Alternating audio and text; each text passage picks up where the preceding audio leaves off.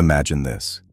You wake up one morning and the air feels colder, the silence louder. You look at your life, your choices, your relationships, your most deeply held beliefs, and a terrifying, crystalline thought cuts through the morning haze. What if none of it was truly yours?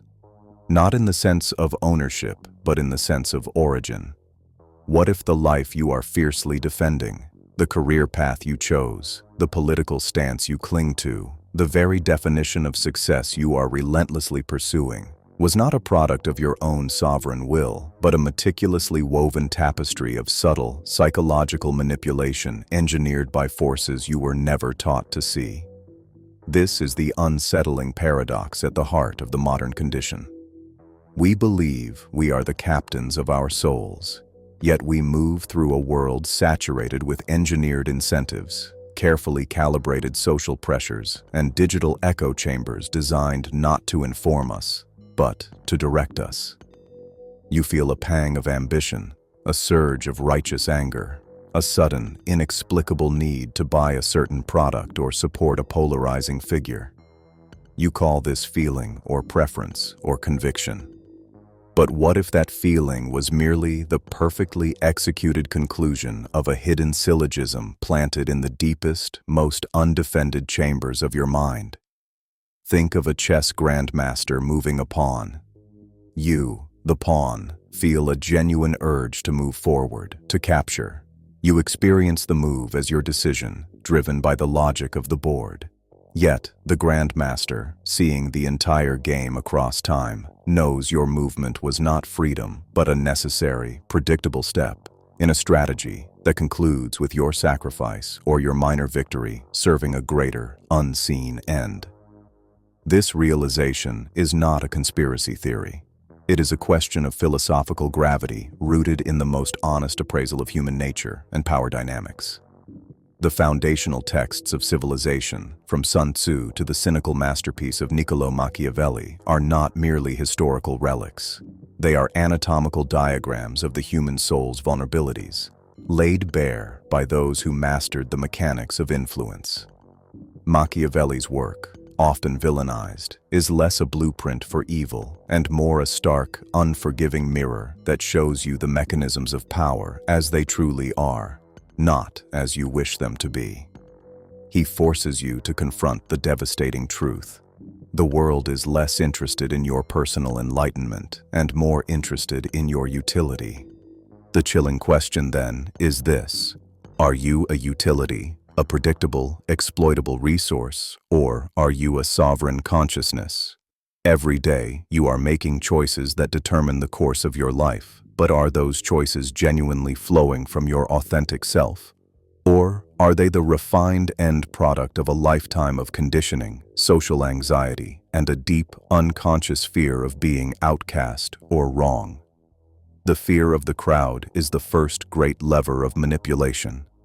We are social animals. The terror of isolation is an evolutionary imperative, and those who seek to control you know this better than you know yourself. They don't need chains or whips. They simply need to redefine what is considered normal, acceptable, or successful.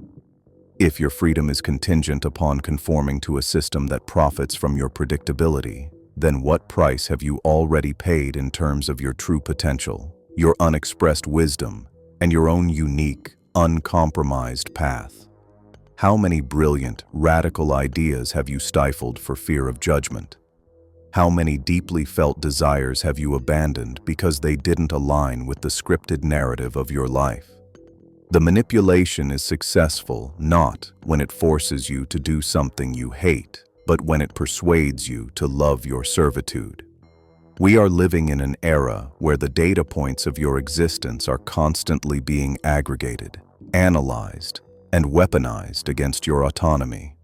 And yet, the greatest defense is not a technological one, but a philosophical and psychological revolution within your own mind.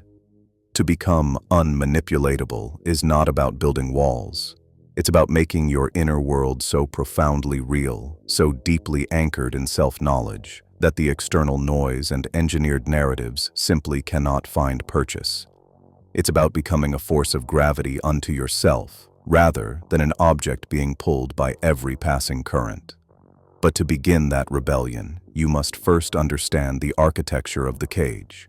You must confront the secret, psychological reason why you are so susceptible to influence, and that requires peering into a darkness most people refuse to acknowledge. It requires an inventory of the hidden problem.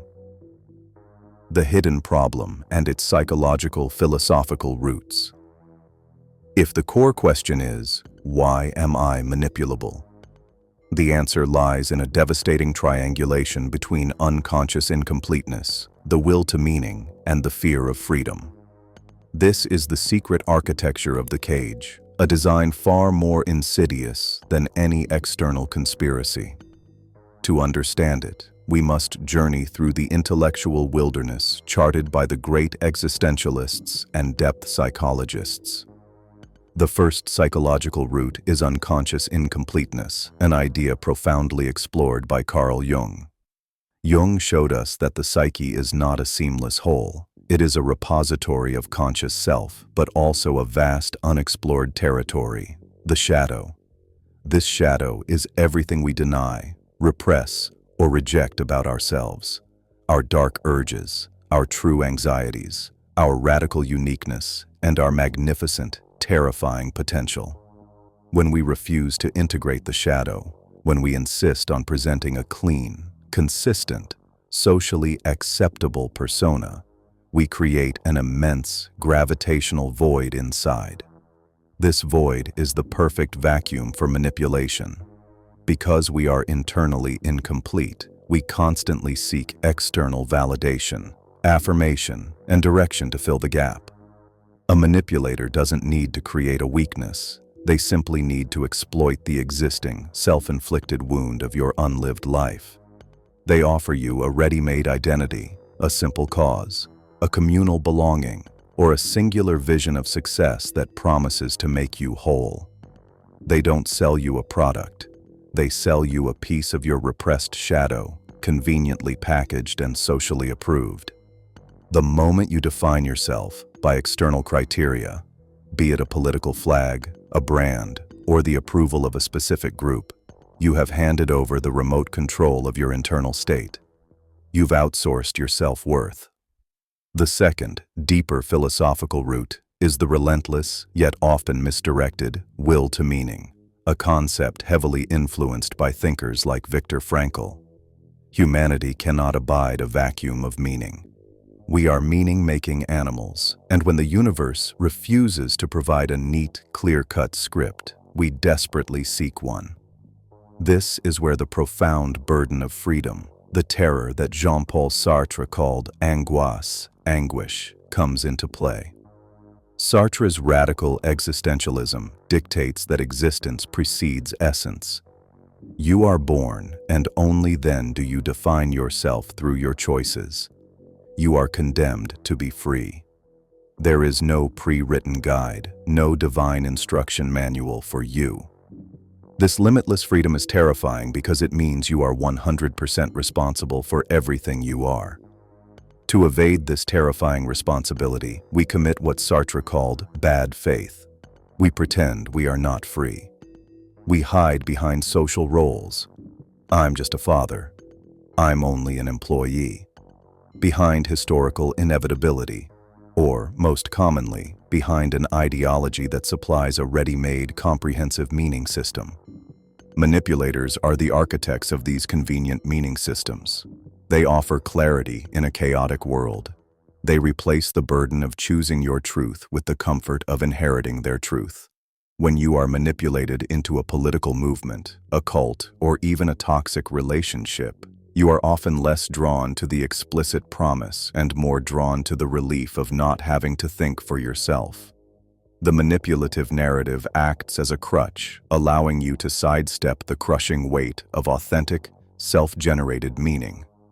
This leads us to the ultimate root of susceptibility, Arthur Schopenhauer's brutal realism regarding the will.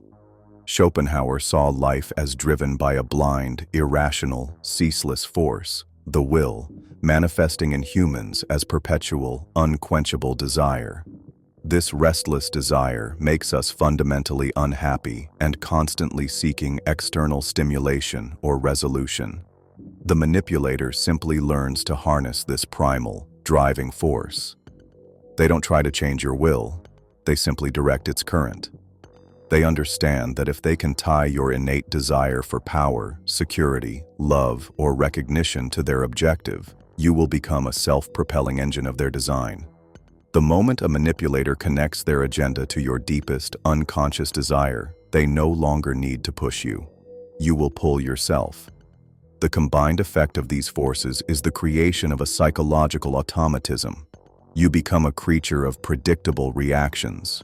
Your outrage is cued. Your loyalty is purchased. Your fear is deployed on demand. You believe you are exercising critical thought, but you are merely running a script written in the language of your deepest, unacknowledged vulnerabilities. The tragedy is that the very things we do to feel safe and significant, conforming, seeking external approval, adopting borrowed identities, are the very mechanisms that keep us perpetually controllable.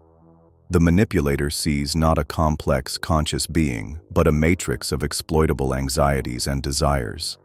They see your shadow, your fear of freedom, and your will to meaning, and they smile because they know they have a key to your engine. This secret life, governed by unseen psychological vulnerabilities, shapes not just our individual realities, but the collective world we inhabit. But what does this exploitation truly cost us?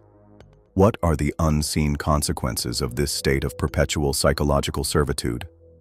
The answer is far darker than you realize. The unseen consequences.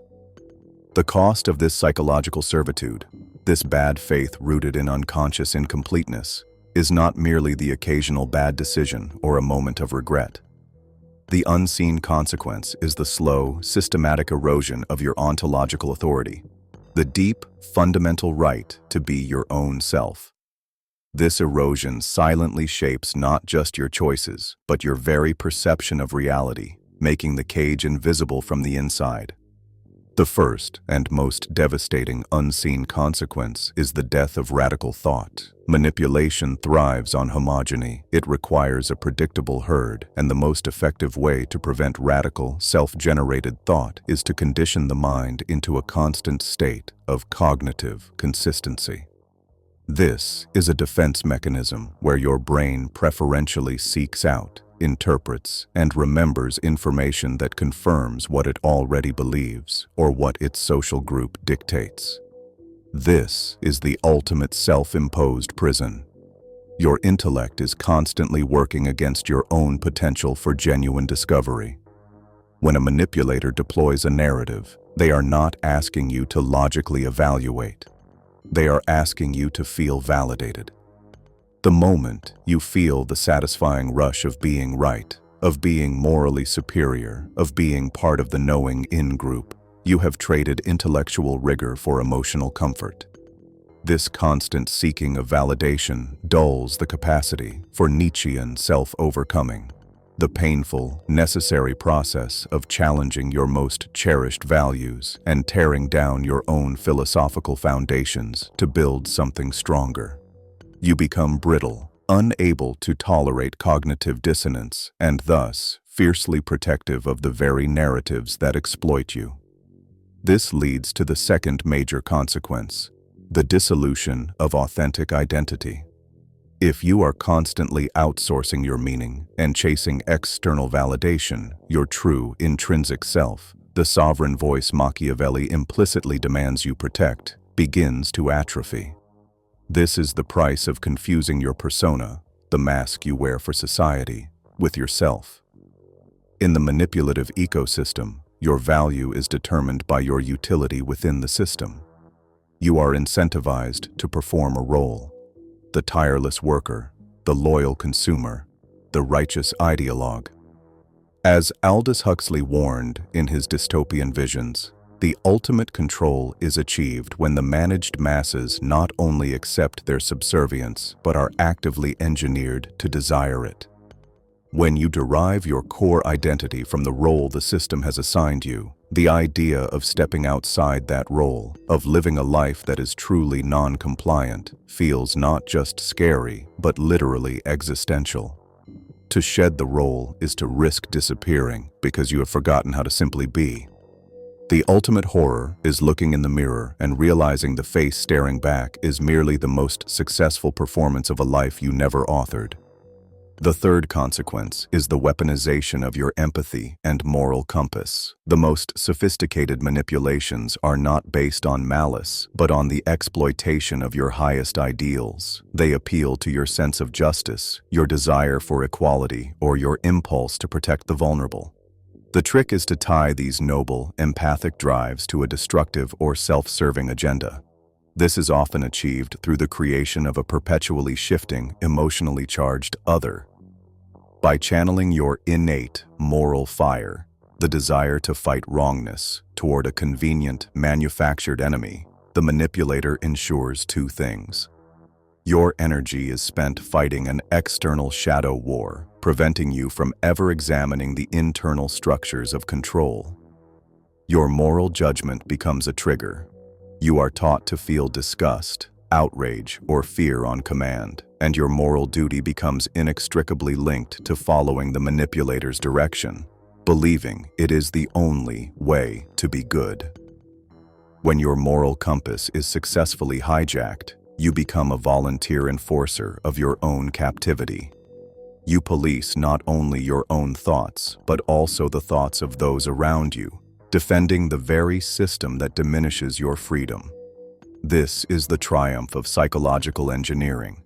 The subject becomes their own jailer, and their most admirable qualities, their zeal, their loyalty, their courage, are repurposed as instruments of their own control. The unseen consequences, therefore, culminate in a state of willed myopia, a profound, self-maintained ignorance about the true nature of the social and psychological forces acting upon you. You are trapped in a feedback loop where your desire for comfort and certainty prevents the very self-knowledge necessary for freedom. But this cycle is not unbreakable. To become immune to manipulation is to reverse the process, to reclaim your ontological authority. It requires a radical, even revolutionary, internal shift. It demands not a better defense, but a completely different way of seeing and being. The time has come to stop analyzing the cage and start charting the path to the rebellion. The rebellion. How to break free. To permanently break free from the cycle of manipulation is not merely a defensive act. It is an act of creation. It is the construction of an internal fortress so robust, so thoroughly self-authored, that external narratives simply bounce off its walls. The rebellion is waged not in the streets, but in the deepest strata of your own consciousness. It begins with three radical counterintuitive shifts, each echoing the ruthless self-reliance championed by Machiavelli in his observation of true power. The weapon of disidentification, shedding the persona. The first and most difficult step is to weaponize disidentification. Manipulation relies on your attachment to a specific identity, the good person, the successful professional, the correct ideologue. To neutralize this leverage, you must consciously and systematically sever the emotional link to your persona. This is a terrifying practice because it means willingly inviting the feeling of existential nakedness. Consider the Stoic principle of indifference to externals, but applied internally. You are not your job title. You are not your past achievements or failures.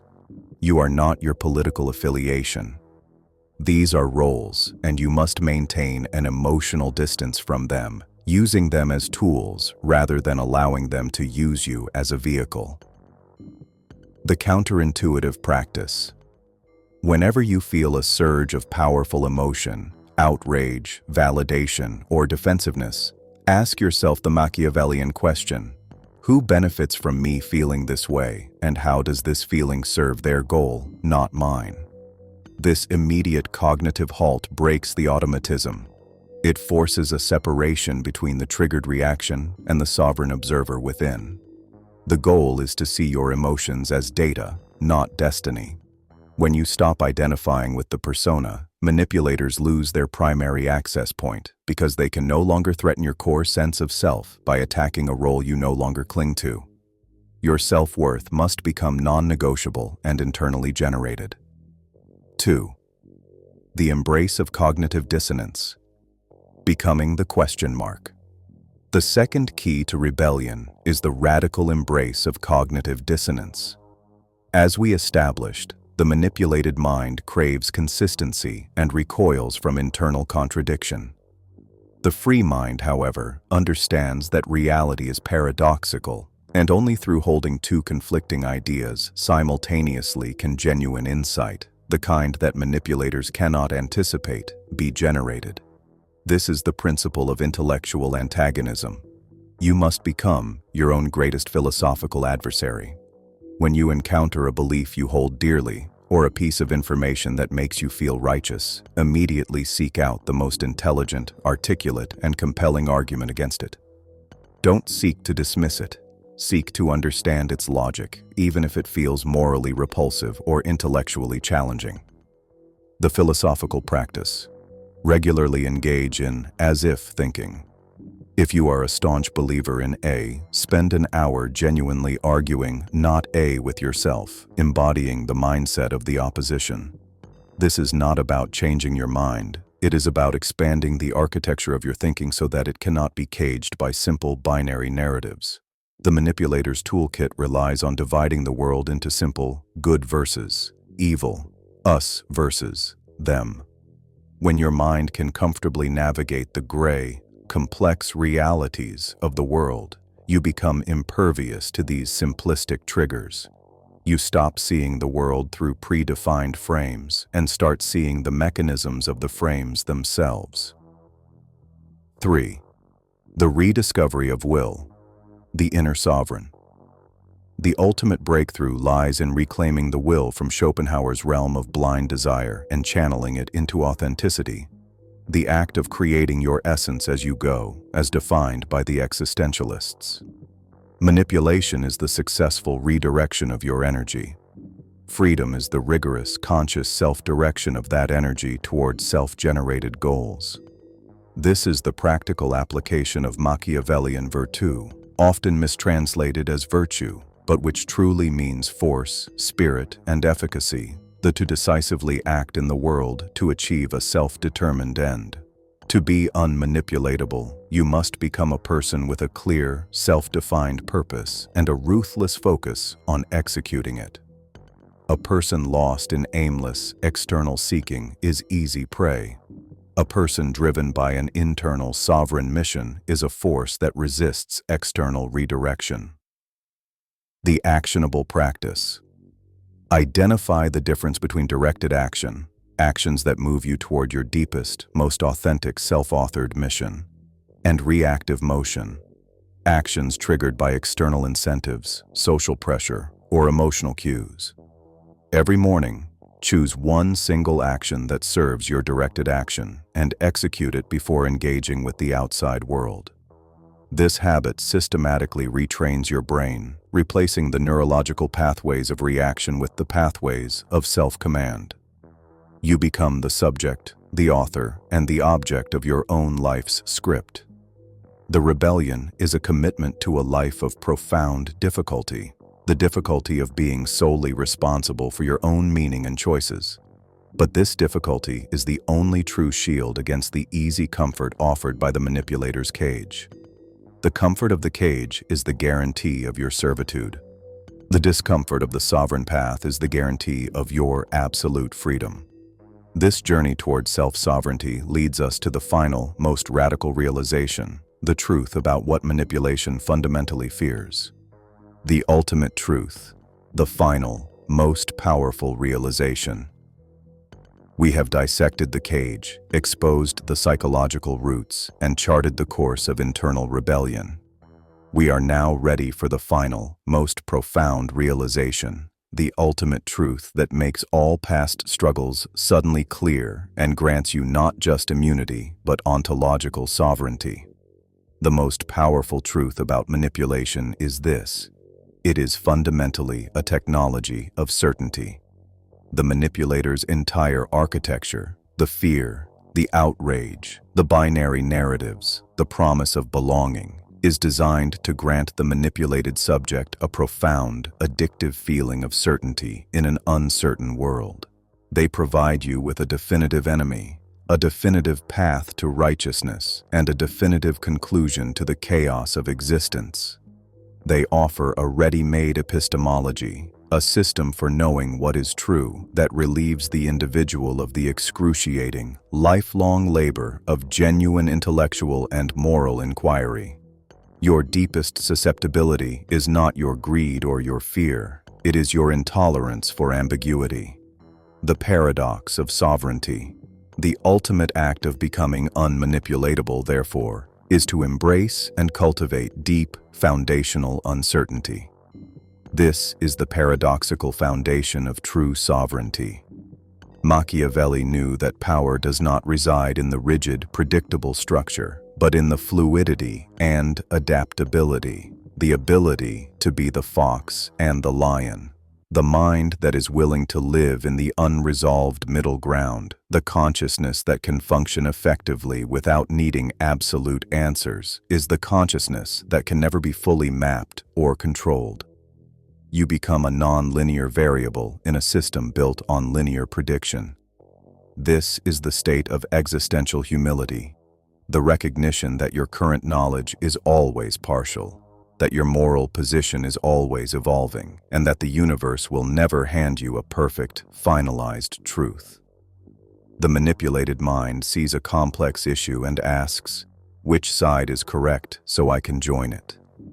The sovereign mind sees a complex issue and asks, what are the necessary contradictions and unresolved tensions I must navigate to act effectively? This shift from seeking correctness to embracing efficacy is the final, shattering difference. You stop being a spectator seeking the definitive winner and become the agent who accepts the responsibility of shaping the outcome, fully aware of the limits of your knowledge. The power of the unfinished self. The manipulator fears the unfinished self, the person who refuses to declare their identity finalized. The system wants you to be a completed product. A liberal, a conservative, a CEO, a victim, a hero.